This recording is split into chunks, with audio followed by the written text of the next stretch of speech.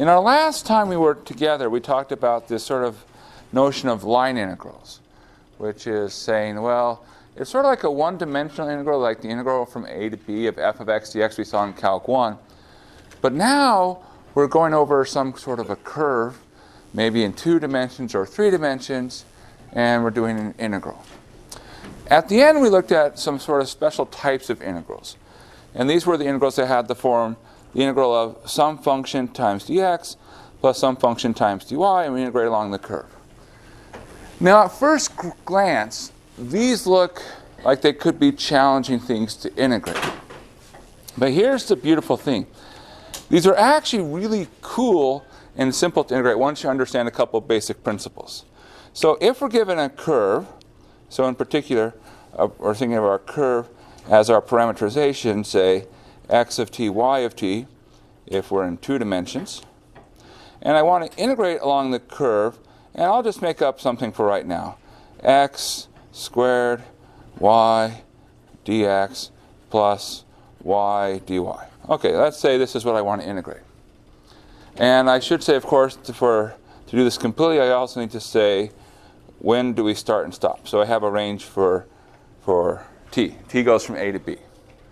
So here's the cool thing. There's lots of easy translations to do. So here's the easy translations. And once you understand these, then everything works fine. So the integral, you translate and say, okay, that's going to go from a up to b. So that's what the integral along the curve does. Now, everywhere where you see an x and a y, you replace them by the corresponding thing. So, for example, x will be replaced by x of t. So x of t squared. Y will be replaced by y of t. And then you get to this dx. And the question is, what does dx become? And the rule is, so here we go, x becomes x of t, y becomes y of t, dx becomes x prime of t. So you take the derivative of x. It's what you would think. So x prime of t. And then you do the same thing for the second term. The y becomes y of t. The dy, well, that becomes y prime of t. So you get a y prime of t. And then you finish it off by putting a dt on the end. So you can do a really nice translation. Once you have that parameterization, everywhere you see an x, put in x of t. Everywhere you see a y, put in y of t. And just remember that the dx's and dy's are done similarly. And then life is good. So these types of integrals, in some sense, are nice. There's not like really some crazy like square root showing up. And this is the kind of integral we would prefer. We're actually going to see something even better today, but at least this is what's going on. So we're going to do these types of integrals here. And so in particular, we're doing the integral along a curve of xy squared dx plus xy squared dy. And you'll notice that we're doing it twice. The only difference is how we get from where we start to where we stop. So we always start at 0, 0, and we always end at 2, 2. So 0, 0 up to 2, 2. I don't know why there's a letter z there. That shouldn't be there. All right.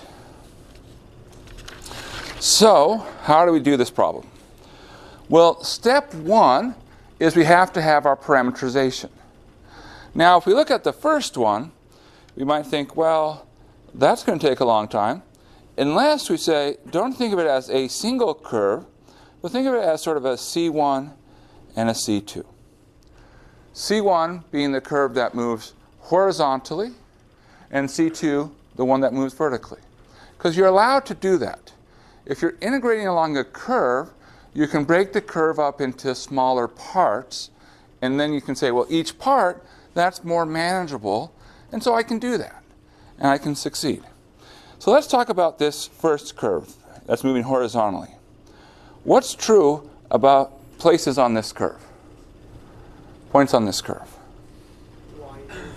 Okay, so y equals 0. So in this curve, what's going to happen is it's going to be something comma 0. So now I need to find a parameterization for the x-coordinate. And remember our goal, keep it simple. So I want something that starts at 0 and ends at 2. So what's something that starts at 0 and ends at 2? Well, put a t, and then you have 0 up to 2. Okay, so that's our curve for C1. Now let's go to C2. What's true about points on C2?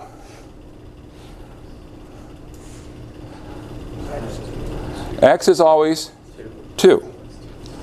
And then the y varies, so I'm going to put a t for that. And where does it go from? 0 to 2. Now you might say, are you allowed to really have these same 0 to 2 intervals in both? If it makes you uncomfortable, you can always do a shift. But the answer is really you're thinking of these as two subproblems. And you're just going to say, let me do what's easy on each subproblem. Because our goal in calculus is to make our life easier. We want things to be simpler. All right, so let's figure this out. So when I integrate along C1, so remember, everywhere where you see an x, we're going to put the x of t, which is t. Everywhere where we see a y, we're going to put 0. So what does xy squared dx become? 0. What does xy squared dy become? 0. So the integral along C1, xy squared dx plus xy squared dy, becomes the integral from 0 to 2, because those are the bounds, of 0. And that's an easy integral. Now for C2, well, it's probably going to be a little bit more interesting, one would hope. Let's see. 0 to 2. Well, xy squared. What will that become?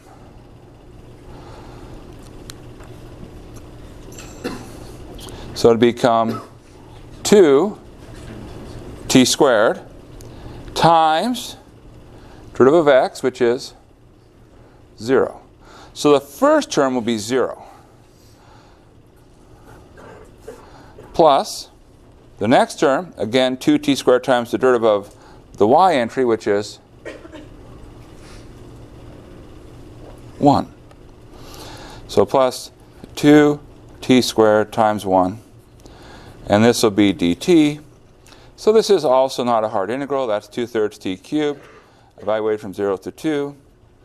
And so if you multiply that, you get 16/3. So our total answer is you put the two of these together, and so you get that the integral along the curve of xy squared dx plus xy squared dy is 0 plus 16/3, giving us a grand total of 16/3. All right, so that's if we move first horizontally and then we move up vertically. But that's not our only option. We could have moved in a slightly different way. So now we come to this other one. We say, okay, the only difference again is the curve. And here it seems like we can do it in one nice parameterization. So how do we describe points on this curve here?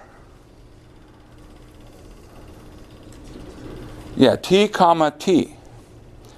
So it's along the line y equals x. So y and x go the same way. Where does t go from? 0 to 2. So we get that the integral along the curve of xy squared dx plus xy squared dy.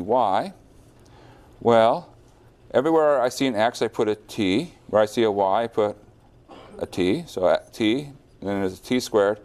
Dx will be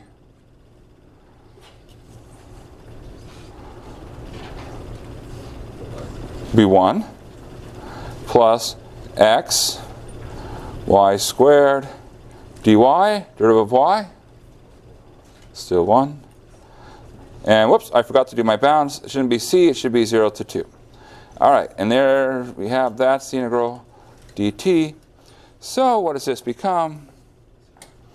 Well, it becomes a t cubed plus a t cubed. So that makes it the integral from 0 to 2 of 2t cubed. So we integrate that. That'll become 1/2 t to the 4th, because you'd get a t to the 4th, you divide by 4. 2/4 is 1/2. Evaluate from 0 to 2. And we get 1/2 times 2 to the 4th. That's a half times 16, which is 8. Now, at this point, you're probably wondering, what's the takeaway from this? What are we trying to figure out? Well, the takeaway from this is, what do you notice about 8 and 16/3? Well, they're not the same, right? Because one of them is 8. It's a whole number. One of them is a fraction, 16/3. You can't reduce it down. So that says that, even though we were integrating the same function here, so if I think about this as a force, I was computing work, it says, look, the work depends on which way you go. Now, at first glance, you might say, okay, well, that's not that surprising. Shouldn't it depend on where you go? But let's go back to Calc 1, the good old days. And there was this really cool thing that happened. So this is a fundamental theorem of calculus. And what the fundamental theorem of calculus says is that if I'm integrating from a to b of f prime of x dx, that's f of b minus f of a. Now, if you think about what that's saying, is in some sense you're saying, look, there's a lot of stuff happening between a and b for this f prime, but in some sense I don't have to understand that. It's all encoded into what's happening at the endpoints. So that's kind of a fun idea. It's like, oh, there's this some function f, and if I just know what's happening at the endpoints, I can understand everything that happened in between. So you might say, okay, what about line integrals? And the problem is, it can make a difference about what happens in between. That's what we were doing here. See, we had the same endpoints. The endpoints matched, but the way we got between the endpoints were different. So it's not always going to be the case that you can make things work where the endpoints line up. So there's subtlety. But you might say, maybe we were dealing with the wrong kind of function. All right, well, what's the right kind of function? And for that, we say, I need to do something that's a derivative. All right, so now let's put on our thinking caps. Do we have a nice idea of derivatives in multivariables? Like the gradient. The gradient acted a lot like the derivative. All right, so that's what we're going to try. So we're going to use the gradient as our stand-in for the derivative. Now, let's recall something. Suppose I'm taking the derivative of f of x of t, y of t. So if you think about what's happening here, I have f, which is a function that depends on x and y, and then these both are functions of t. So I have my chain of variables, and so I can look at the chain rule. And I can say, well, how do I find the derivative with respect to t? Well, take the derivative of f with respect to x, times the derivative of x with respect to t, then derivative of f with respect to y, derivative of y with respect to t. All right. So that's our chain rule. But then we said, that first piece there, that's our gradient, partial f partial y. Our second piece, dx dt dy dt, that's our dr. And now we have this gradient of f dot dr. So, why is that useful? Here we go. If I have a parameterized curve, x of t, y of t, where t goes from, say, time alpha to time beta. And the reason I'm choosing alpha and beta is I want a and b to indicate the points. In other words, a is the point I'm starting at, where the curve begins, and b is the point I'm ending at, where the curve stops. So if I'm integrating along the curve, gradient of f dot dr, what happens is that this becomes the same thing as the integral alpha to beta of d dt f of x of t comma y of t dt. Now, why do we say that? Because it's right here. This is gradient of f dot dr is equal to that derivative. Well, how do you integrate a derivative? And The answer is they undo each other. So it's just the function itself evaluated at the endpoints at time alpha and beta. But that corresponds to evaluating at the actual end locations. The function at the point you stop minus the function at the point you start. So what's the takeaway? When we're integrating, not all problems are equally easy. But if we're dealing with something which is a conservative function, and remember that when we talk about something being a conservative function, we mean something that looks like that.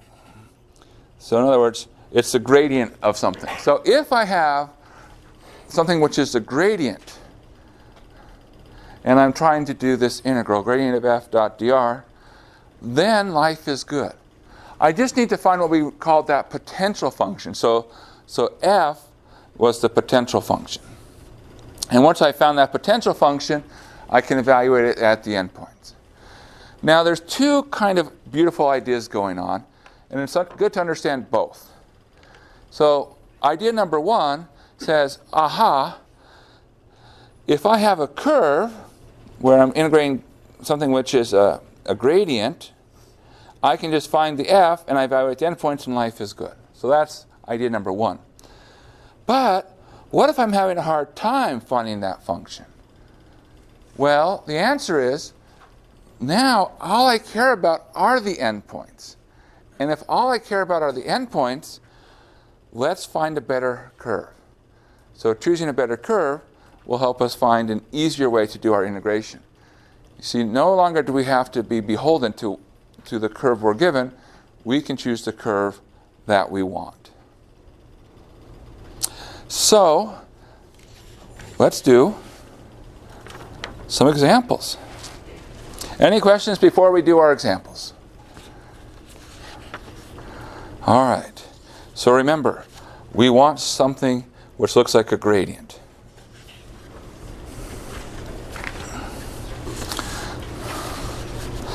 Okay. So our first example. Find the integral along the curve of y dx plus x dy, where c is some curve starting at 0, 0 and going to some point 1, 1. Now, it didn't specify which curve, so who knows? It could be that if here is 0, 0 and over here is 1, 1, maybe it's a curve that goes straight, or maybe it's not. Maybe it likes to spiral around for a little bit, take a semester over in Europe to find itself, and then eventually wander back to 1, 1. So that could be our curve, for all we know, because we aren't told what our curve is. And if you don't know what the curve is, then we got to be highly suspicious that somehow it shouldn't depend on what our curve C should be. So we have to start thinking, okay, the idea we just talked about says that if we have something which is a gradient, then we don't care what the curve is, because we only need to care what the endpoints are. So the question is, does this correspond to something which is a gradient? Now, what we mean by that. So another way you could write this integral of c of y dx plus x dy, is you could have written it as y comma x dot dx dy. This part right here is what we were calling a little bit before, that's our dr. That's how our curve is changing. So the question becomes, look at this piece right here. Is that the gradient of something? And we're going to just sort of try to reason here. So let's suppose this were the gradient of something. So if it were the gradient of something, I need to find some function where the first slot would be the derivative with respect to x, and the second slot would be the derivative with respect to y. So I'm looking for some function which has this property. So can we think of a function where when we take the derivative with respect to x, we got y, but when we take the derivative with respect to y, we got x? Anything that does that? xy does that. Okay, so let's just make a guess. This is a perfectly reasonable way to approach it. xy, and then we do a quick check. We say, okay, gradient of f is y comma x. All right, life is good. So now we found that this is a function which is conservative, which means that life is good. And moreover, not only is it conservative, but this function we've just found here, this f of xy, that's our potential function. So what we get is the following, is that the integral along this curve is going to be the function at the point where I stop, subtract the function at the point where I started. Now, one thing I didn't mark on this curve is direction. These integrals are inherently oriented. In other words, there's a start and a stop. And so we know where we start. We start at 0, 0. So we just need to put an arrow indicating that we're going along this way. We only need one arrow. We could, of course, put many arrows in case we're getting lost. So where is our endpoint? 1, 1.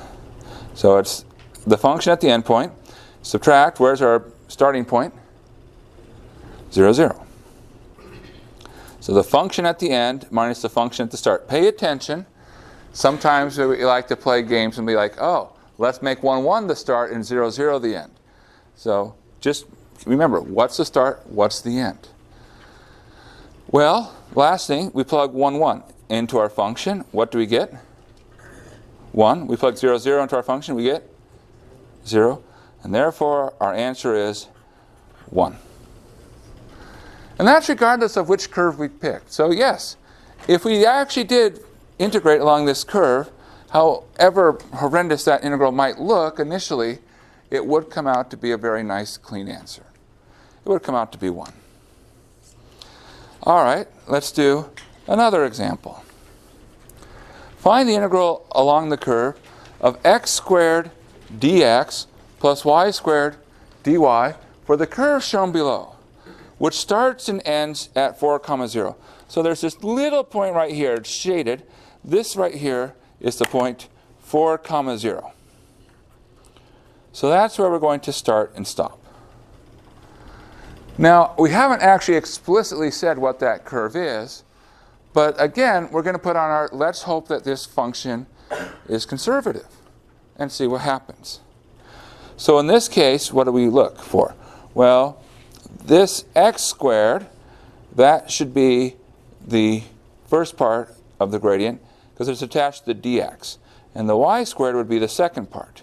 So if it were conservative, we would need to have x squared y squared be, again, some function f sub x and some function f sub y, respectively. So now we start thinking to ourselves and saying, okay, can we come up with a function which has the property that when we take the derivative with respect to x, we get x squared. When we take the derivative with respect to y, we get y squared.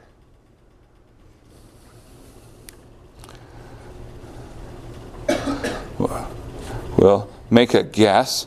Of course, it'll be a very educated guess because we're probably not going to have like arctangents in our answer because we're going to just say, okay, let's think about it reasonably. So for example, if I wanted to end up with the x squared after I take the derivative with respect to x, I can think about, let me go backwards. If I integrate x squared with respect to x, what would I have? X cubed divided by 3. So my function, my answer, if it's conservative, better have an x cubed divided by 3. What else should it have?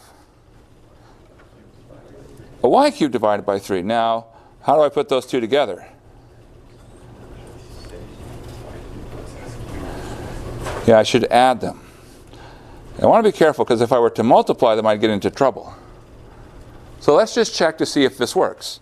So guessing is not a bad method, but if you're going to guess, you've got to justify it, and the way you justify it is to check. So you take the gradient of f. All right. When I take the derivative of this with respect to x, what comes out? X squared. When I take the derivative with respect to y, what comes out? Y squared. And so that works.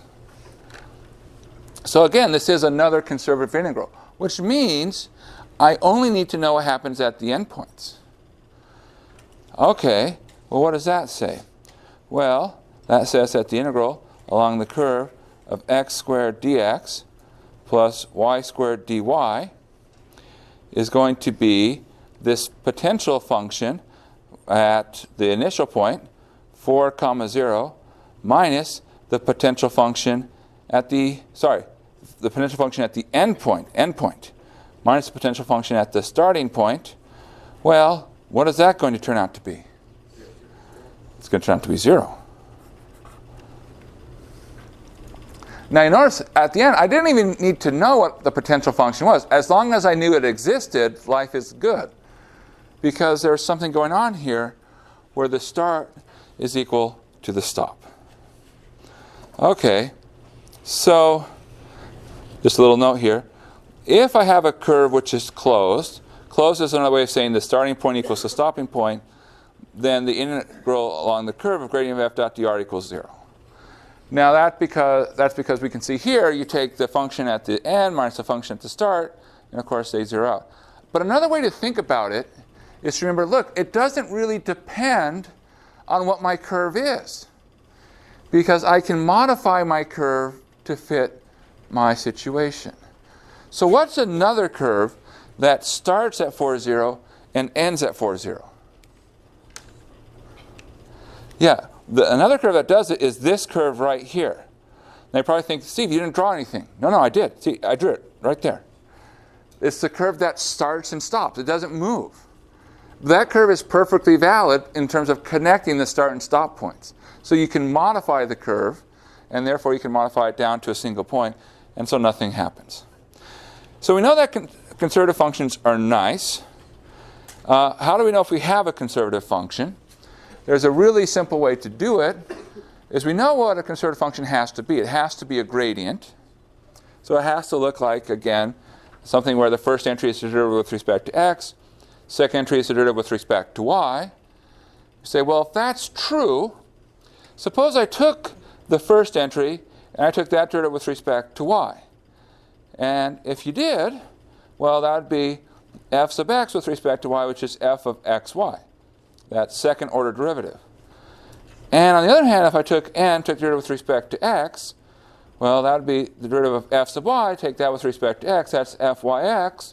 But in our class, fxy and fyx are the same. And when I say in our class, then basically all the functions you're going to encounter in your future, those are going to be nice functions. So it doesn't matter which order you take derivatives. So there's a simple test. It just says, compare the partial derivatives, m sub y and n sub x. If they match, it turns out that's all that needs to be true. It has to match if it is conservative, and if they do match, it must be conservative. Now, unfortunately, this is a way to test if something is conservative, but at the end of the day, you still don't have your function f. So how do you find that function f, that potential function, which makes life better? Well, the first method is the one that we've been talking about. It says, well, we know what the partial derivatives are. Let's sort of look at the function, try to figure out what everything needs to be, put it all together, and we make an educated guess. And I would like to emphasize the word educated. We're not just guessing randomly. Now, you're probably thinking, guessing doesn't sound very mathematical, but once you hit differential equations, you're going to find out, oh, like 2/3 of differential equations is, let's guess what the answer should be. Well, that was wrong, but here's how we can change our guess. And that's how you do differential equations. So actually, this philosophy of guessing is not a bad thing. What you do, though, is you use an educated guess to help guide what it should be. Now, if you do use this method, it's okay as long as you check the answer. If you just write down an answer without doing any check, you're going to lose credit because we want to make sure you actually have it. Now, the second method is to say, look, instead of just guessing, I'm going to build it up. And building it up, I'm guaranteed to actually find the right answer. So we're going to talk about how you work through our second method by an example. If you do the second method, you don't have to check the answer because you've already been checking it as you've been building it up. Both are fine. Both are fine. All right. So let's work through How do you build a potential function? Keep in mind, not everything has a potential function because you need to be conservative to have a potential function. But let's suppose we have something which is conservative. All right, so this is the method over here, and here's an example that we can work through as we talk about it. So what's the idea? Well, our basic idea here is I'm looking for this function f of x, y. And what we have is when we look at our m, we're thinking of m as being f sub x and our n as being f sub y. So I say, okay, if I want to find my f, I should take the antiderivative of the first entry, which is the m, with respect to x. So let's come here. So this right here, because it's attached to the I, this is acting as the m, and this term is acting as n. So again, this is our f sub x, and this is our f sub y. So what we get is we say, all right, I should integrate, or if you like, find the antiderivative of 4x cubed plus 9x squared y squared with respect to x. So let's do that. So remember, we're taking it with respect to x, which means we treat y as a constant. So what's the antiderivative of 4x cubed? It's x to the fourth. What's the antiderivative of 9x squared y squared? 3x cubed y squared. And then what comes next? Plus c. Now here's the part where you have to think a little bit. Plus a constant with respect to what we're doing. Now in Calc 1, when we talked about a constant with respect to what we're doing, because we only had one variable involved, the only things which were constant were actually constants, numbers. But when I'm talking about the derivative with respect to x, the things that we treat as constants are everything that's not x. So it can be any function of y, which is why we don't just put a number, we say we add some function which is a constant function of y.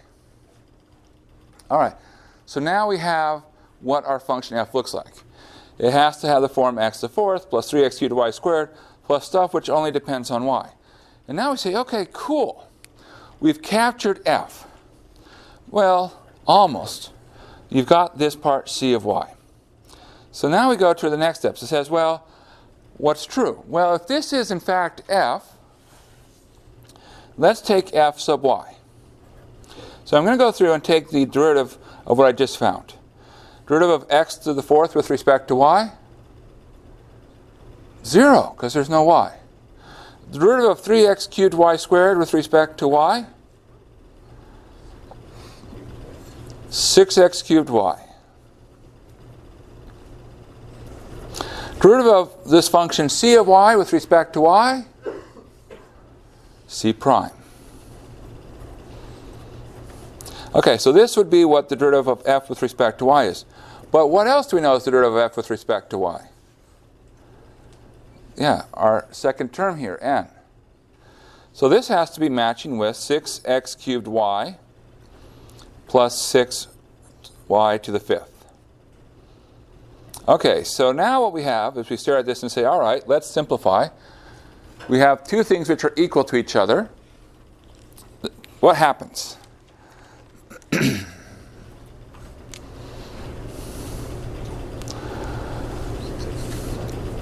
6x cubed y's cancel. So that's good. And so what we end up with is the conclusion that c prime of y is 6y to the fifth. Now, here's the one thing that should happen. And this is the note. So that's down here. If you get to this point where you have c prime of y and there is any x at all left, there's one of two possibilities. One possibility is you've made a mistake, and you go back and you check. The other possibility is it's not conservative. So this is when being conservative comes into play. If you're not conservative, it breaks at this step right here. If it is conservative, you are guaranteed it will be only y's left. All right. So now we say, okay, we're at this stage. So we're going to finally solve for c of y. You integrate. What's c of y? Well, you integrate 6y to the 5th dy. And what does that turn out to be? Y to the 6th plus a constant number. And why a constant number? Well, because this is a function of one variable. See, f, I didn't write it down, but it's really f as a function of x and y, two variables. Now we're down to a single variable. So it's a constant, which is, I'm going to, since we've already used c, I'm going to use d. And with this, you take this information and plug it back into your original function, and you have your potential function. So, in fact, not just any potential function, you get all possible potential functions. X to the 4th plus 3x cubed y squared plus y to the 6th plus your choice of d. Now, normally, we choose d to be 0. It's like when you're doing antiderivatives, when you're doing, say, a definite integral from a to b. You say, oh, I have to find an antiderivative. And you never worry about the plus c because it cancels out. It's the same thing that happens here. When we're finding our potential functions, we don't worry about the constants because they end up canceling out, so we almost never write them down. Now, given that we just did all that, you might say, how would I do this if I was doing the other method, guessing and checking? So here's what I like to do if you're going to do guess and check. So I'll show you that method. And after that, you'll probably say, I'm going to go with the guess and check method in the future. 4x cubed plus 9x squared y squared I plus 6x cubed y plus 6y to the 5th j. So there's my function. What I do is I'm going to take the antiderivative of each piece. Here I take the antiderivative with respect to x. What do I get if I take the antiderivative with respect to x? Well, x to the 4th plus 3x cubed y squared. You're probably like, wow, he did that really quick. Actually, I'm just copying. I cheated a little bit. Okay, now this one I'm probably not going to be able to cheat quite as well. Okay, so that's a terrible written 3. That's a 3 there. We haven't done this antiderivative with respect to y. Not fully. Take the antiderivative of this with respect to y. What do you get? 3x cubed y squared and y to the 6th. So here's what you end up doing. You say, okay, anything with just x from the first one has to be in. Anything with just y from the second one has to be in. And then anything that has x and y has to match in both. And so you check, and you say, okay, look at this part that involves x and y. Is it the same in both? And if the answer is yes, you include it, but you don't include it twice because it's going to work for both times. So the potential function is your x to the 4th and your y to the 6th plus the part which will work in both, the 3x cubed y squared. So oftentimes this can be a little bit faster. And I'm perfectly fine with you doing whichever method you feel comfortable with doing. All right. Now you might be thinking, this is great. It's very two-dimensional. But what about higher dimensions? And the thing is, it works in all dimensions. It works in every higher dimension you could want. And you might even think, what about lower dimensions? Yeah, that's the fundamental theorem of calculus. And really what we're talking about here is a generalization of the fundamental theorem of calculus. This is generalization number 1. We're going to have 4 of them that we're going to talk about between now and the end of the class. Not the end of the class today, but the end of the class this semester. So, again, the integral along a curve, gradient of f dot dr is f of b minus f of a. The only thing that happens, of course, is finding your potential function gets a lot more interesting because now you have, x, y, and z, so you got to search a little bit more. And you can do a lot of the same things. Now, there is a way to check if something is conservative. You look at the various sets of partial derivatives. this m sub y equals n sub x, it's the same argument as what we had before, because it's essentially saying fxy is fyx. But now you look at these other pieces here. This says that fxz equals fzx, and this one says that fyz equals fzy. So that's what those are saying. And if you were to stare at this for a while, you'd say, that looks an awful lot like what was happening with our pieces of our curl. So you might remember that our curl had things, for instance, in the last entry of the curl, what would it be? It would be something. Anyways, okay. It would be n sub x minus m sub y. So n sub x minus m sub y equals 0. That says that m sub y equals n sub x. This is not the remember in 1 week from now we're going to see something. That's next time. That's next time. All right, so let's try this. Now, here is an f, and we want to find a potential function.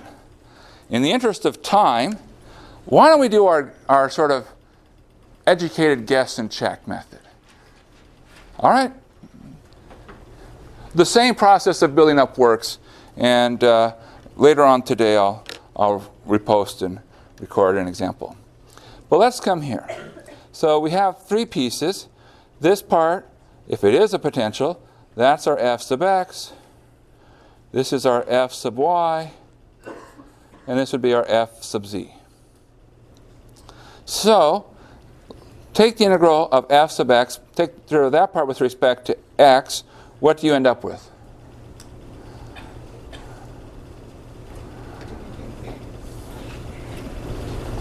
The integral of e to the x cosine y with respect to x is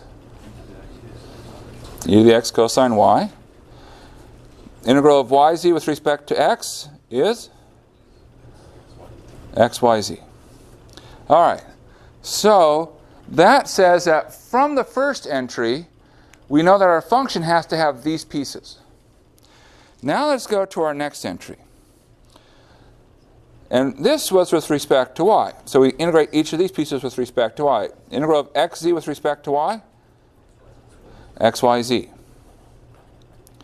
Integral of minus e to the x sine y with respect to y? It'll be e to the x cosine y, positive e to the x cosine y. Integral of 2y with respect to y? Y squared. Integral of z e to the yz with respect to y? E to the yz.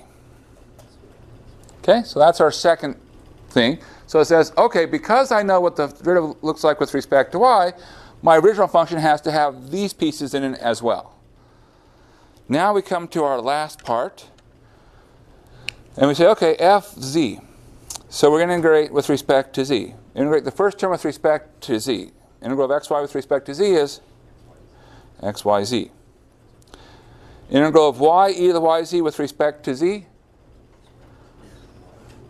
e to the yz. Integral of secant squared z with respect to z, tangent of z. So now what we do is we go through and we start piecing it together.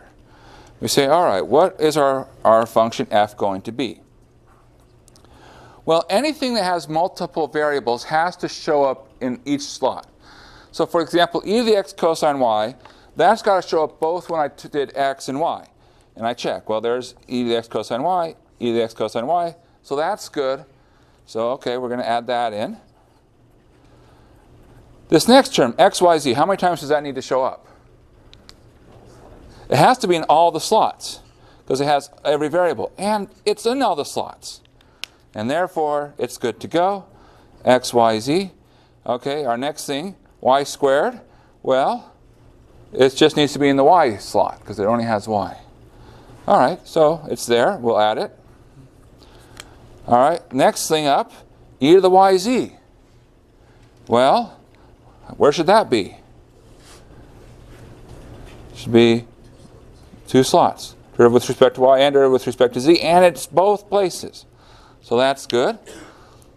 Plus e to the yz. And our last one, okay, tangent of z. Well, that just needs to be in the z And that's perfectly fine. Life is good. And we've accounted for everything.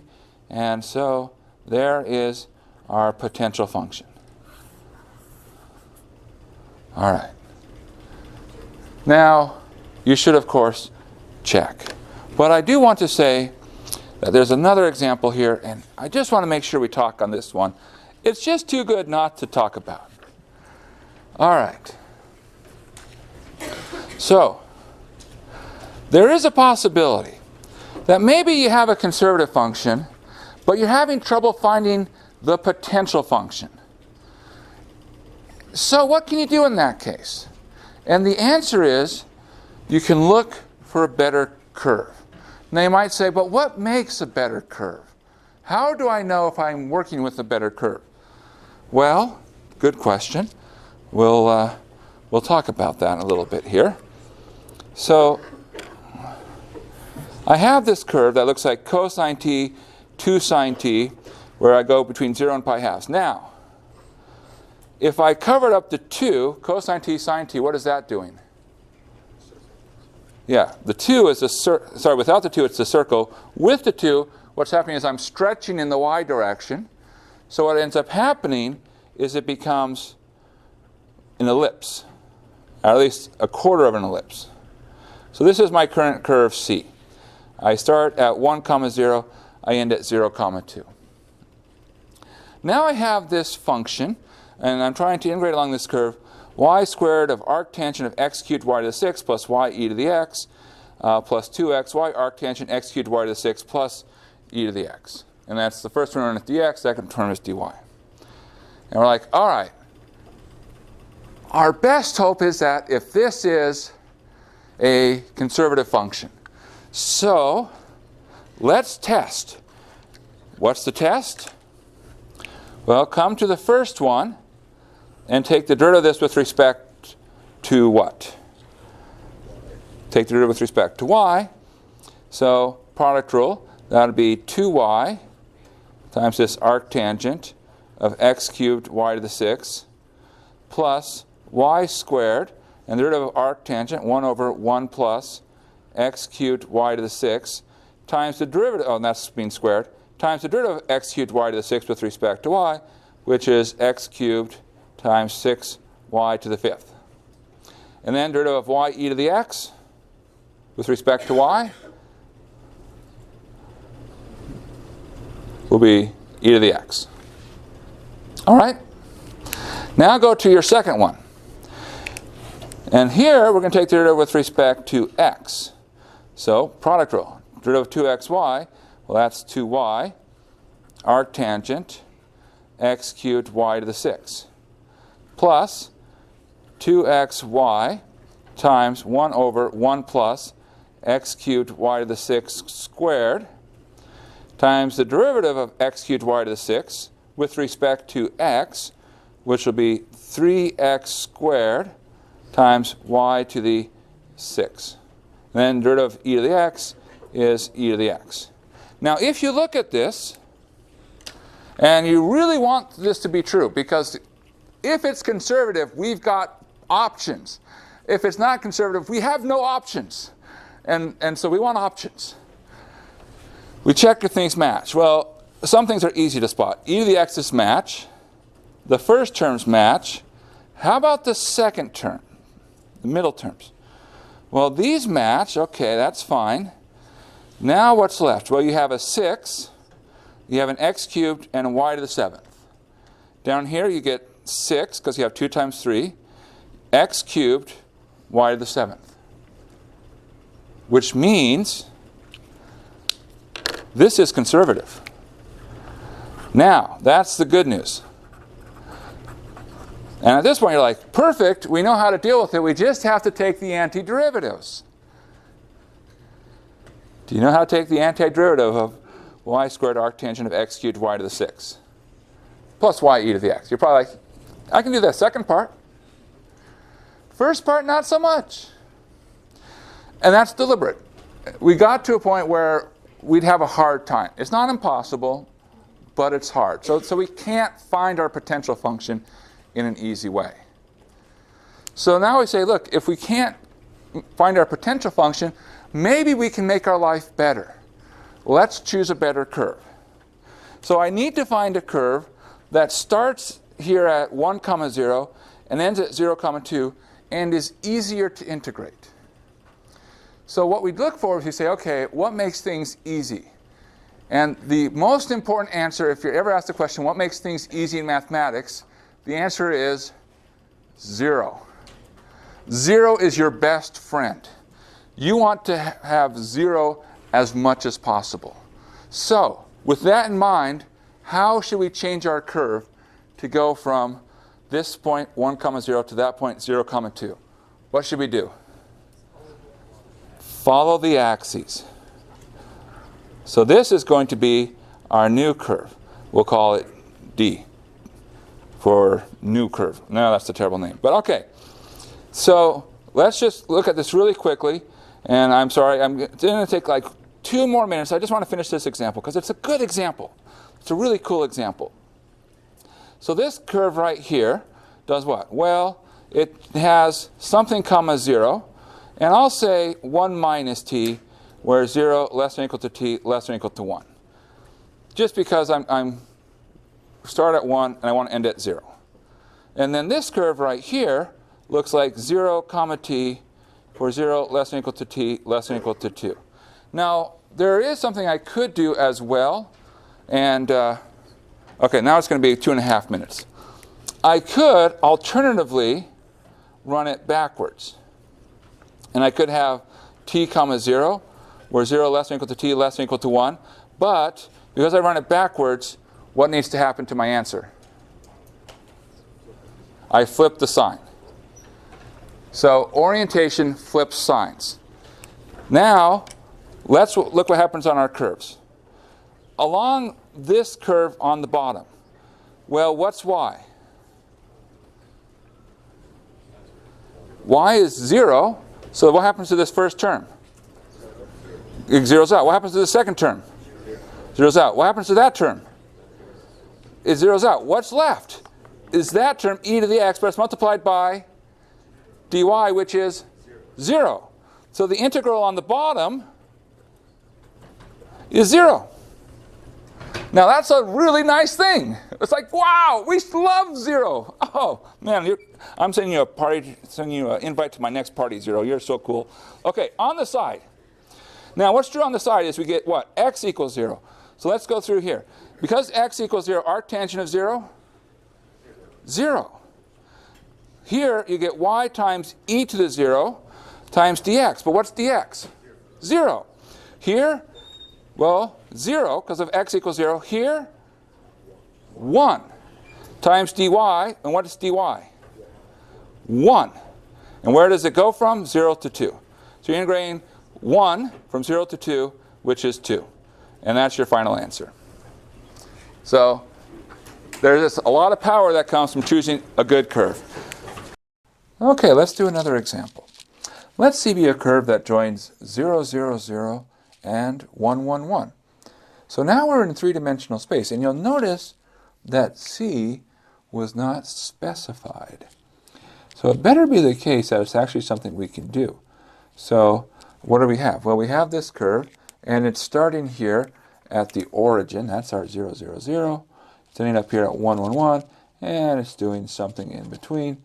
Who knows? It could be doing all sorts of crazy stuff. But eventually it's going to close back in on itself, and we end up at 1, 1, 1.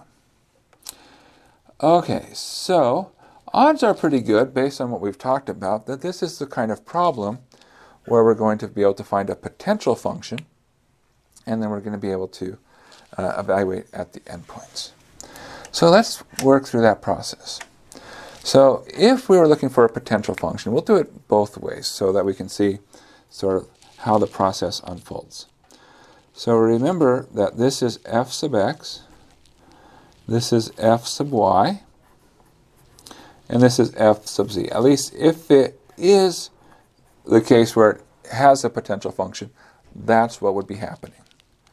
We haven't actually proven that it's something that has a potential, but we think it is. So, okay, all right, we think this is what's happening.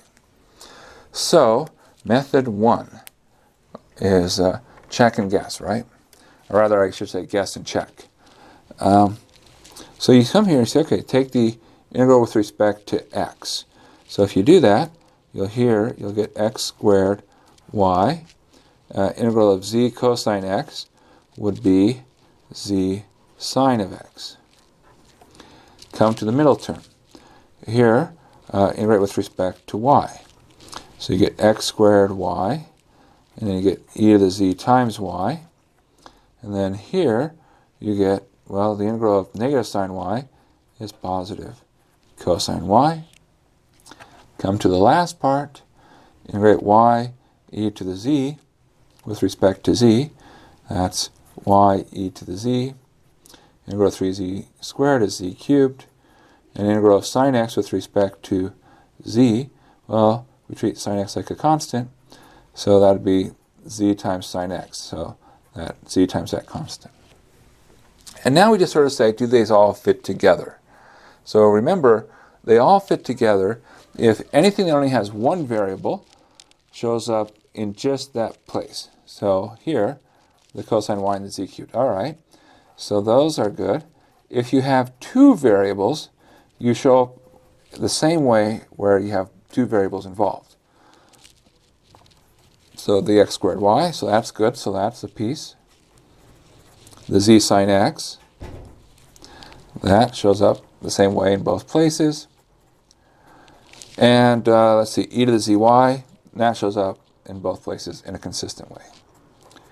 All right, and now that's our potential function. We see that it's consistent, and we could just do a quick check, and we say, okay, what's the gradient of f? And we do the gradient. See, this is our, if you do this, and they're like, oh, well, yeah, of course they checked. But we'll actually properly do it. Okay, so 2xy, and then a z cosine of x. All right, now we go to our next term, negative sine y. And let's see, there's an x squared. And then there's an e to the z. And then, I'm running out of space, I'll go to the next line. 3z squared. A sine x. And an e to the zy. And lo and behold, yep, that's it. It works. So we've done the check.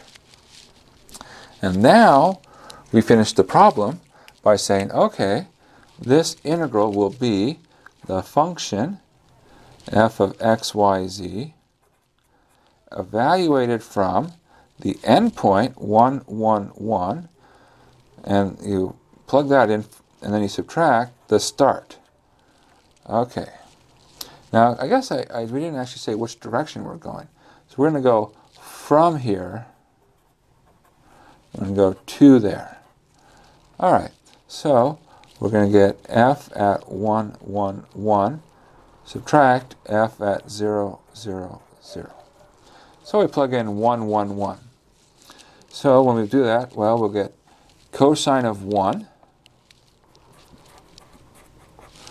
plus 1 plus 1. Oh, wow, there's a lot of stuff here. Plus 1 times sine of 1. And now, if you look, we have a cosine of 1 plus sine of 1, which is cosine of 1 plus sine of 1. You can't really do anything. But all right, got our hopes up for a second.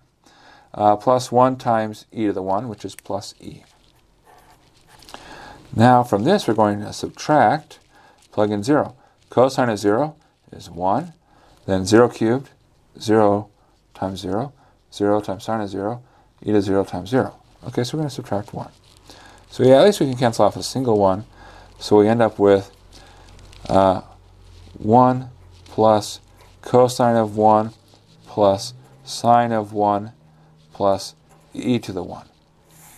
So very 1. You could say this problem is number 1. Great problem, top problem. Okay, so that's how you would do it with sort of the guess and check. Now, what if you were saying, look, I want to be more systematic. I like being systematic.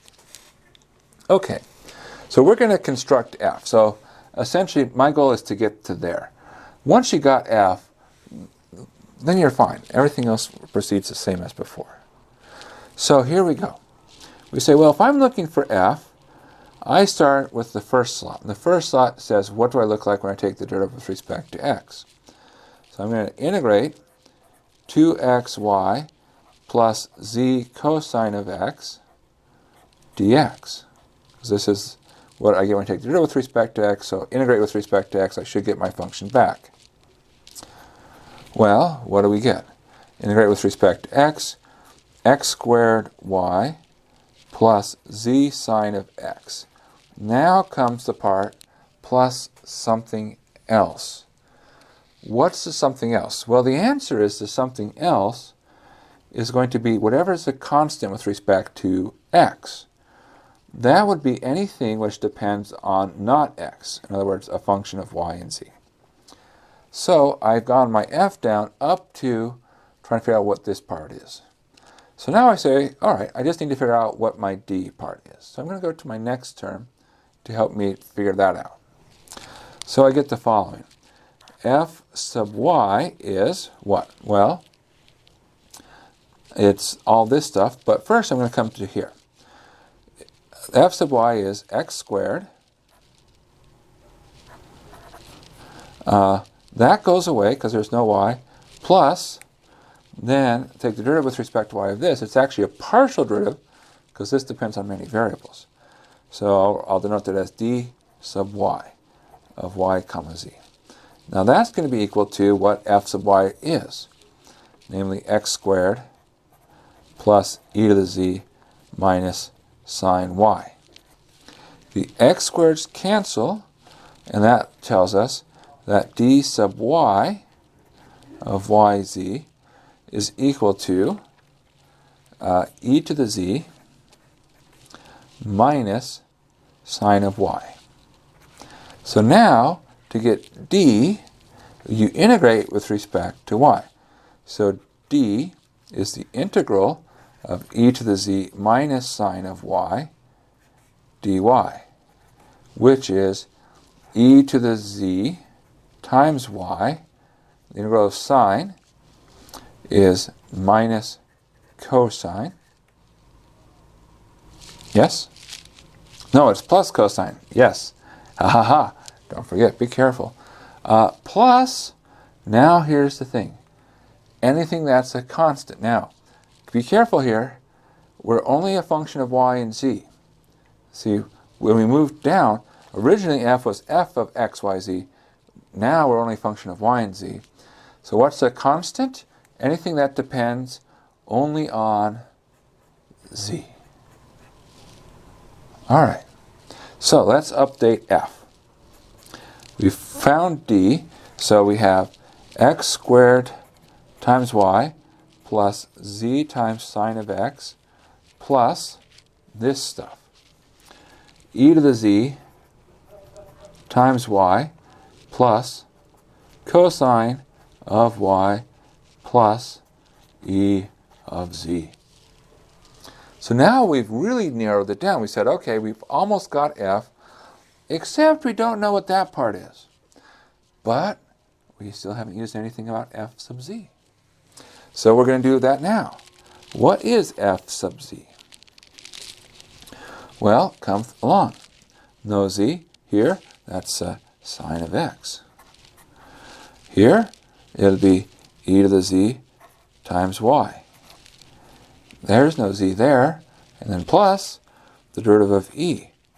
So this is really an e prime of z, and it really is a prime because this is a function of a single variable.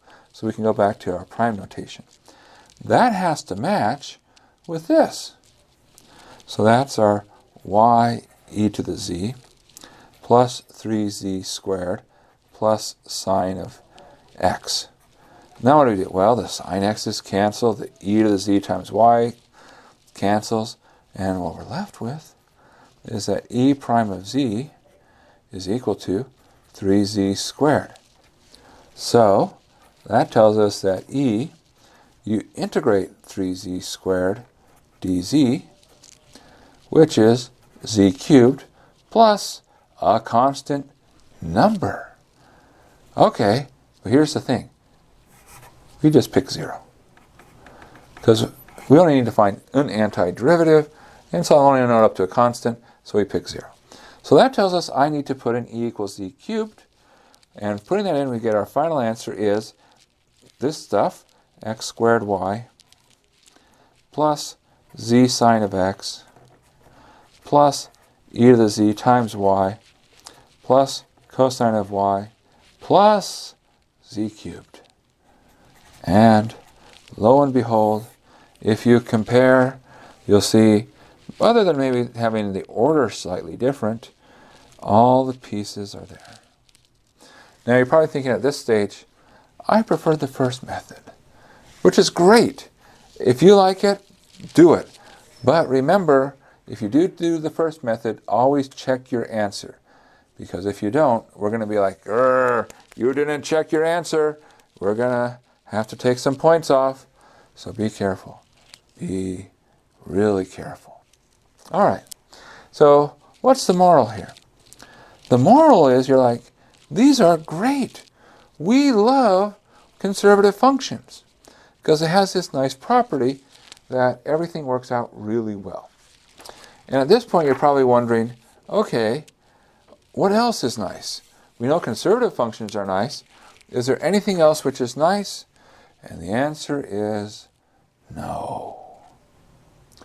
So this is sort of a lot of information, and I want to sort of hit the highlights here. You don't need to know this, only sort of know what's going on. A vague sense. About the next minute or so. So the question here, again, line integrals are nice for conservative functions because we can change our c. We only need to know what the endpoints are. And are there any other nice functions? The answer is no. So the following facts are equivalent. In other words, if one of these is true, they're all true. And if one of them is false, they're all false. So the first thing is that f is conservative. Okay. The second thing is that when I look at the integral along the curve of f dot dr, I only need to know what the endpoints are. In other words, if I change the curve, so I move the curve, doesn't change the value. And the last one is that the integral along the curve of f dot dr is 0. Okay. And that's for all closed curves. All right. Now, what have we done? Well, we've seen the following. We've seen how if f is conservative, then we only need to know what happens at the endpoints, because we can figure out you take little f at the end minus little f at the start. So we know that if 1 is true, 2 is true. There's also this idea about sort of changing orientation, and it's sort of a fun idea. So let me draw what I mean by that. So suppose, we'll do it in one dimension. Let's suppose I have a curve, and I'm going A to B. Well, I can do the following. I can have one curve here, which I'll call C, which goes from A to B, and I can have another curve, and I'll call this one D, and that goes from A to B. Now the question is, okay, suppose the integral only depends on the endpoints. Well, if that's true, then what happens is if I'm a closed curve, my endpoints are the same. So, of course, if 2 is true, 3 is true. But notice that 3, how do you get from 3 to 2? Well, suppose I have two curves going between A and B. What I can do now is the following. And here's this cool idea. Is I'm going to look at another curve which does this. And you're probably looking like, ooh, Steve, that looks a lot like D, but run backwards. Because it's D run backwards. We're going to call it negative D. Now what happens is if you integrate along D of your function, f dot dr, and you compare it to the integral along negative D of f dot dr, they are almost the same except for a change in sign. So when you go backwards, you change your sign. So what does that allow us to say? Well, suppose I know that if I go all the way, start and stop at the same place, I get to 0. So I can do the following. I can integrate along C and then negative d. So this has c and negative d. So this is a little tiny cup. It means and. F dot dr. So because I start at A and I'm going to end back at A because I went A to B, B to A, this will be 0. Because my assumption is any closed curve I want, I get 0. So this becomes the following. Well, if I ever have pieces, I can do my pieces individually. It's the integral along C of f dot dr plus the integral along minus d of f dot dr. Now we say, hey, reversing orientation or going backwards, I can just put in a negative in front and go forwards. So minus f dot dr along d. And what do you see?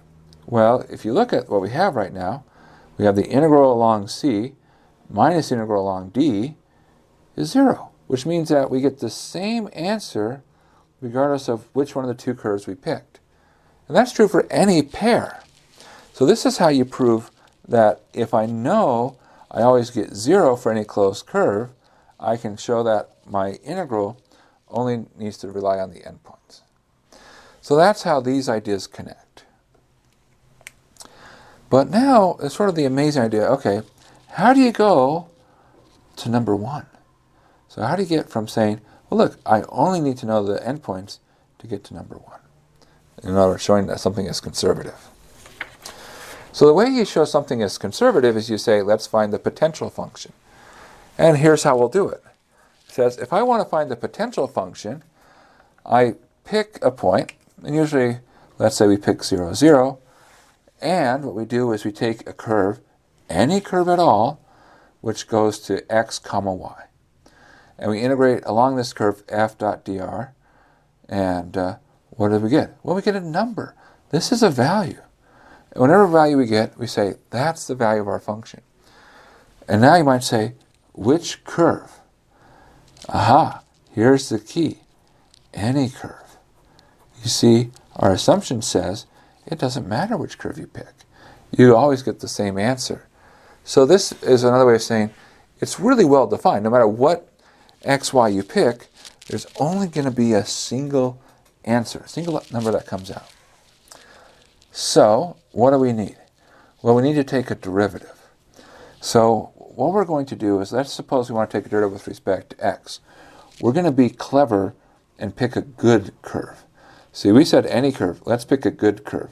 So first thing is we pick a curve that gets us, say, near x, but not quite at there, a little bit somewhere left or right. Okay, so here we go. First we pick C1 and we fix it at some point. So here I'm thinking of this point right now as being fixed. And C2 only moves left and right. So what is f of x, y? Well, you get C1, that's fixed, it's not changing, it's constant, and especially because it's constant if you're really thinking, look, all that's changing is the x. And now the second part, well, there's no change in y because you're not moving up and down, you're only moving left and right, so the n dy goes away. And then this curve, well, you're just going from the current x location, x0, the NC1, to the current x value, x, of m of t comma y. So in other words, that's the integral along that stretch of the curve. Now we take the derivative of both sides with respect to x. And we say, okay, well, what happens? Well, the derivative of the first term is going to go away. Why? Because it's a constant with respect to x. How about the second term? Well, for the second term, when we're taking the derivative with respect to x, now we've got the fundamental theorem of calculus. It put the fun into calculus because we have some fixed value up to x of some function f of t dt. And according to the fundamental theorem of calculus, that'll be m of, and replace the t by x, m of xy. So we have f sub x is m. Same proof idea, f sub y equals n. and therefore it is in fact conservative. Now this is a really high-level idea, and the good news is we don't need this to do any of our questions. It just shows you some of the beauties. It just says, look, we study these things which are really beautiful and happen to look like things which behave like derivatives and antiderivatives, and they have nice properties, but it turns out these are the only things which have nice properties. So there's a reason we study them. It's not just a coincidence. It's not. There's more to it. Math is really cool. And that's it for now, but we'll have more next time. See you then.